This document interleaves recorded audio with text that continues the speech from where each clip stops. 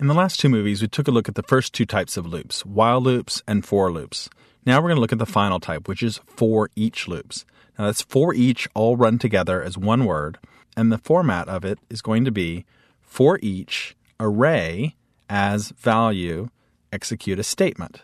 And this is going to be a little bit different than the other loops because the other loops were always testing a Boolean whether it was true or not.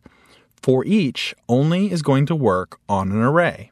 And the test, the Boolean test for each, is do we have items still left in the array? So for each will go through every single element of the array. Each of those elements in the array will become the value, and the value can then be referenced in the statement. We'll see how that works, and it'll make a little more sense, I think, once you actually get used to it. But the overall idea is that we're starting with an array. For each only works on arrays, and we're pulling each of the elements out of the array in turn, assigning them to a variable name temporarily, and then executing a statement on them. Let's try it and see how that works. So right now I have my for loops file open. Let's go ahead and open a new one. Let's do save as, and we're going to make this one into for each loops. There we go. We'll save that in our PHP sandbox as well. And loops for each.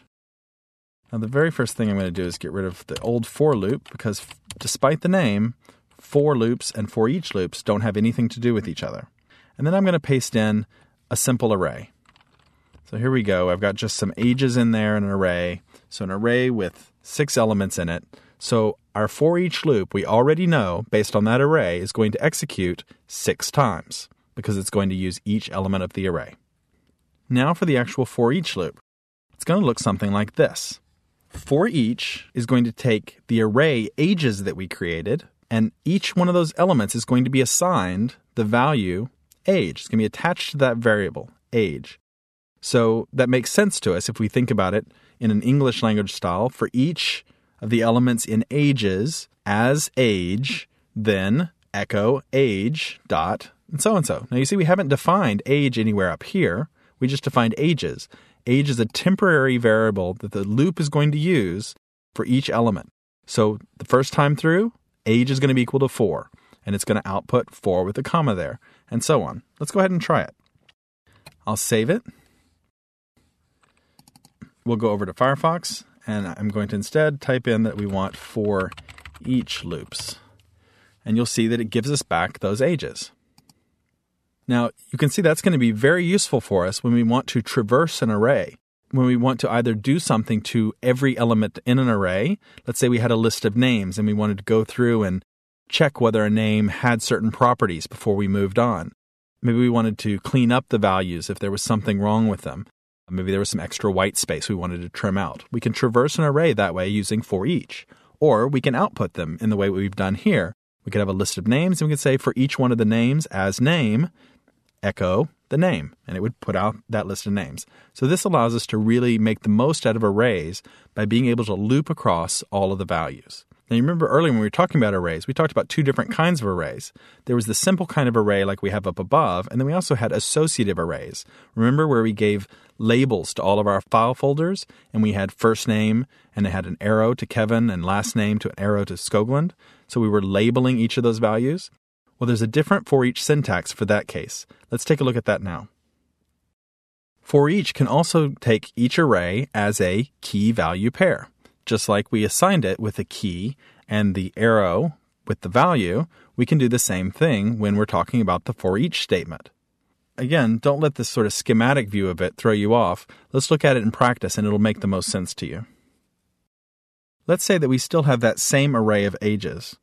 But this time, instead of just talking about the values that are in each of those, let's actually look at the key for each of those. Now, the key, when we haven't specifically defined it, is the position that it's in, the folder pocket number, if you will.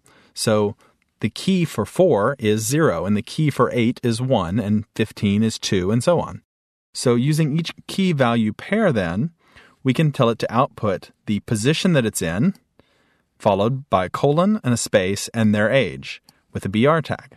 So you'll see here we've defined it as ages, just the same. We put in the same array. We assign the position variable to the first key and the age variable to the first value. So let's go ahead and try that. We'll save it.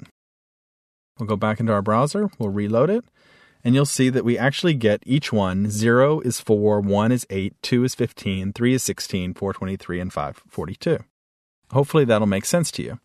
Let's try one that uses something besides the index numbers, something that's more associative. I'm going to paste another example right below the previous one.